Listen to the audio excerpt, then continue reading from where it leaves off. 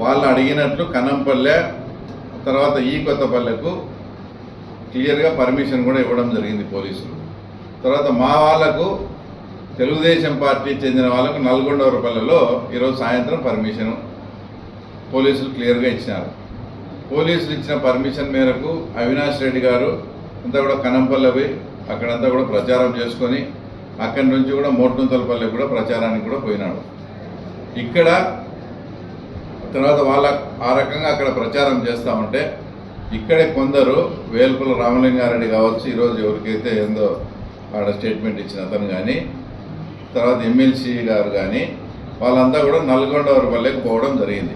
అది కూడా పోలీసులకు నాలెడ్జ్ లేదు, మాకు ఎవరికి తెలియదు, ఎవరి నాలెడ్జ్ లేకుండా వాళ్ళు సొంతంగా 3-4 వెహికల్స్ వేసుకొని అక్కడికి పోవడం జరిగింది. ఈరోజు సాయంత్రం మేము అక్కడ ప్రచారం మొదలుపెట్టాలి. వీళ్ళు పోయి డోర్ టు డోర్ ప్రచారం అని చేసుకోకుండా ఎక్కడైతే మా తెలుగుదేశం పార్టీ వాళ్ళు మాకు సంబంధించిన అనునయులు అక్కడ మాకు ఏజెంట్గా కూర్చుండే వాళ్ళ ఇళ్ళ దగ్గరికి పోయి అక్కడ ఒత్తిడి చేయడం స్టార్ట్ చేయడం జరిగింది.